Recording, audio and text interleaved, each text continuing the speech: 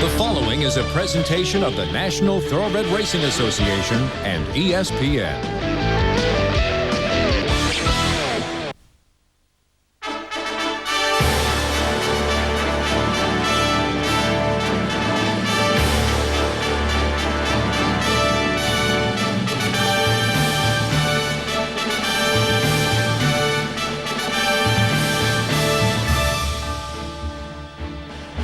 You're watching Citgo's Belmont Week coverage on ESPN2.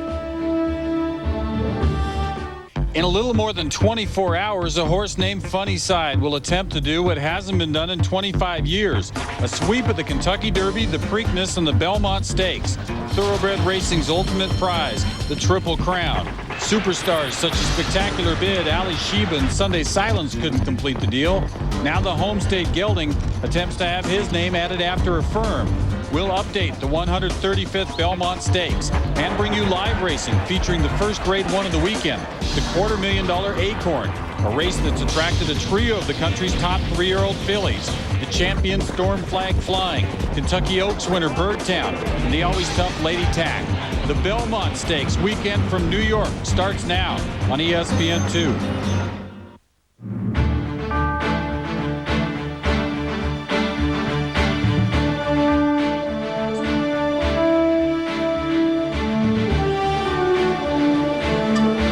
Welcome, sports fans, to Belmont Park, Belmont, New York. Track is fast, turf is soft, weather's warm, so grab some money out of your mom's purse. Let's watch some races together. We got 3 live ones, a couple of stakes races. It's all going to be good here from Belmont Park in advance of the 135th Belmont tomorrow. On this card, we're featuring the Acorn, 3-year-old fillies. This has produced many good ones down the road, as has the Flash Stakes for 2-year-olds. Both those coming up on this TV show. Now, as for tomorrow and the 135th Belmont, I'm predicting 70% chance of showers around 3 p.m. Originally it was supposed to come till later in the day around race time, Randy Moss, but now it's coming earlier in the day. Rain or shine, we're going to have a good time. I'm sure they'll build like a covering for us, and we'll have a good time out here. We'll see about that. What's exciting us, despite what other weather predictions are, is the fact we have another Triple Crown chance on the line. The whole place is behind it. The whole state's behind it. I don't know if all the bettors are behind it. This is the 5th time in the last 7 years, believe it or not, that we've come into the Belmont Stakes with a chance at a Triple Crown winner. But it seems like this year, more than any of those other years, more than last year when War Emblem was here and it was a record crowd of 103,000 people, this year it seems to have captivated the public more than any year I can remember. It's probably to a large extent due to the fact that it's such a wonderful underdog story from A to Z. Funnyside seems to be have a bigger fan club nationally than any recent racehorse I can remember. The small-time owners, he's a gelding and New York bred, all those things working in his favor to have so much support. We're going to get into all that right now. I want to look at the field briefly and say what the morning line odds were. Right now, betting has started, but the money's all over the place. Not very much money's been bet, so really, this makes more sense to start here. Empire Maker 6-5, Funnyside to even. Do you think it's going to stay about like that? I think it's a pretty accurate line. I mean, a short field of 6, the shortest, I think, in the last 9 years, but loaded with talent. Funnyside, if he wins the Belmont Stakes and sweeps the Triple Crown, no one will be able to say that he backed into it. Empire Maker, Dynaver, 10 Most Wanted, a lot of nice horses. Might add another 0 behind Supervisors, 50-1. All right, Hank Goldberg, what are you thinking right now? Well, Kenny, if you took a long look at the field with 6 horses in it, something's wrong up there. This is a brief field. But what we have with Funnyside, as you guys alluded to, is a distinct absence of loyalty. There are no Saudi sheikhs among the ownership. The trainer went 9 years without winning a graded stakes. The jockey was in a slump for years before he broke out of it with Valponi in the Breeders' Cup. And you're going to hear a story later on from one of the owners, Jack Knowlton, about placing a bet in Las Vegas at 150-1. The guy running the book, and this says it all, took a look down, saw New York bred, gelding, I'll take the bet. Absence of royalty. That's what he is. He's just a great racehorse. Nobody told him he's not royal. Guys? All right, thanks, Hank. Hank located several feet behind us. Coming up, got a nice allowance race. Could be a stakes race at many other tracks. A relative of Empire Maker running, his half-brother, older brother. Used to borrow clothes from him when they were younger. We're racing from Belmont real soon. Stay around. We'll be right back.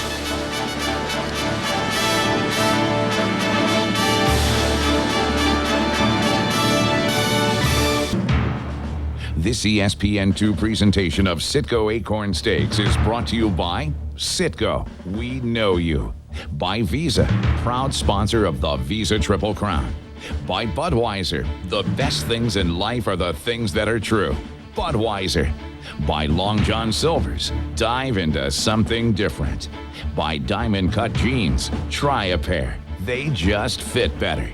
And by Kawasaki All-Terrain and Utility Vehicles. Kawasaki, let the good times roll.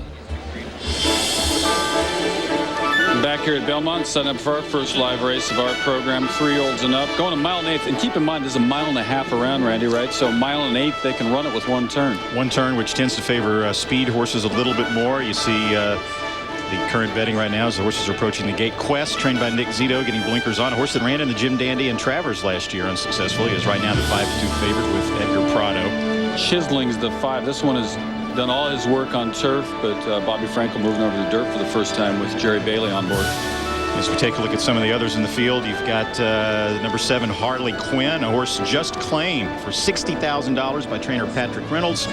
And then a couple of other long shots on the outside. I don't know what a Pinky Pizwanski is, but at least this horse has some kind of a chance. Trained by Billy Turner, the former trainer, of course, of Triple Crown winner Seattle Sleep. Skip a Grade is our Bud long shot, even though we don't have one. So let's look at Chiseling a little more. Most interesting one, this one has been involved Grade 1, in fact, 1 over at Arlington Park in the Secretariat. I mean, some really impressive works. And then all of a sudden, let's try him on dirt for the first time. Yeah, it's, as you mentioned earlier, it's Empire Maker's big brother. Empire Maker's sire is Unbridled, who, of course, was a dirt horse. Chiseling's sire is Woodman, who was a grass horse. The connection is Tussaud. The connection is Tussaud the Dam, who, of course, has been known, as we've talked about a lot with Empire Maker, for producing horses that were, shall we say, a bit temperamental and flighty, and Chiseling is one of those kind of horses. Let's find out why Bobby Frankel aimed him this way this time. I just want to run him on the dirt and see how he handles it and see if, you know, I don't want to be looking down the road thinking running him when he's a 6-year-old on the dirt and he runs great and I said I should have run him earlier, you know. Of course, one of the greatest examples of that was Cigar, a horse that was bred to love the grass, but actually turned out to be a whole lot better when they moved him to the main track. Regal Sanction getting support at 4-1. This one you like as well. Is that not true? I think the horse has a heck of a chance. He comes out of a very, very fast graded stakes race called the Westchester Handicap. The pace was extraordinarily fast, and he finished 5th as we take a look there at Chiseling pulling his Tussaud here, his Empire Maker imitation. Trainer Bob Duncan told me before the race that they have had some problems with him. They'll keep the front doors of the starting gate open to help him get in a little bit more readily, so Hank, he won't feel so claustrophobic. What are your late thoughts as they're about to load Well, up? I like Quest. He's 2 for 2 on the racetrack, and Regal Sensation, the one Kenny mentioned, he's dropping out of stakes races. Tom Durkin is the fine race caller here. We're going to go upstairs for him as they're about to load up. And the last horse about to move into line here. That's that long shot from the far turn here at Belmont. 5/8 of a mile. They'll run straight before they hit the first and only turn of this race. And Skip a Grade, Norberto Arroyo Jr. Picking up this mount. Victor Carrero involved in a spill in a race earlier today on the card. And Norberto Arroyo Jr. picking up the call on a restive Skip a Grade. And the other horse, of course, is Pinky Pizwanski, and I think Pinky Pizwanski is some sort of a cartoon character or a children's book character of some sort.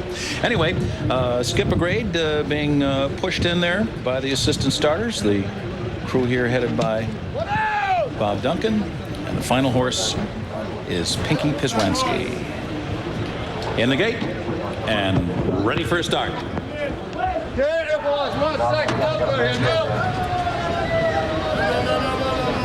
Hector, let me know when you're good. Good time on. And they're off.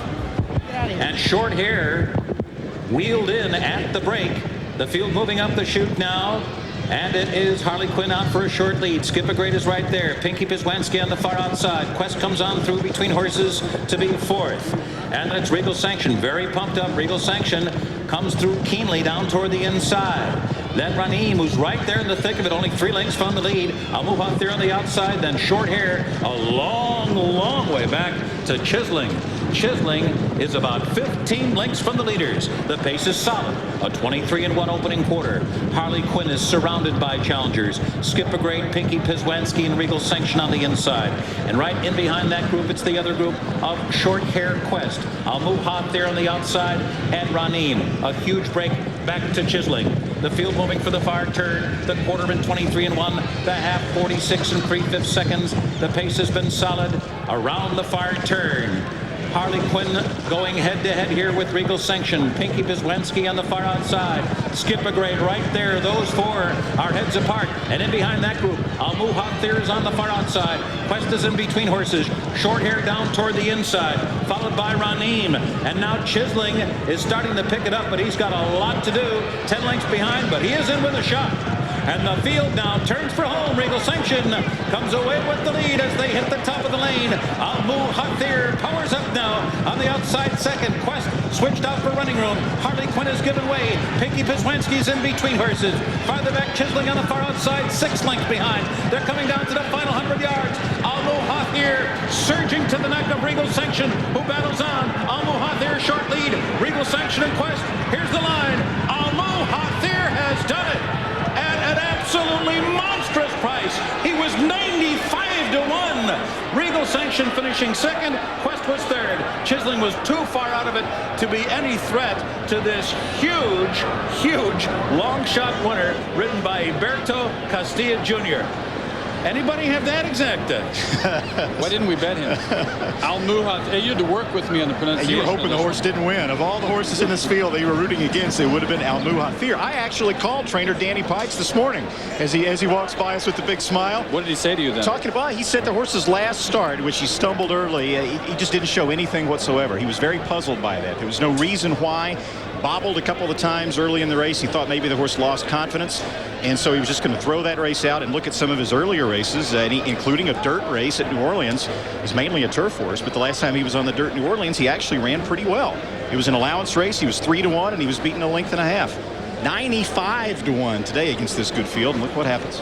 You know, at some tracks they do have quick pick, right? You just go up and they'll give you anything. It might have worked out for those on the 6. 95-1. Going to come back to make this one official. Anything can happen, and other things will here at Belmont. Stay around.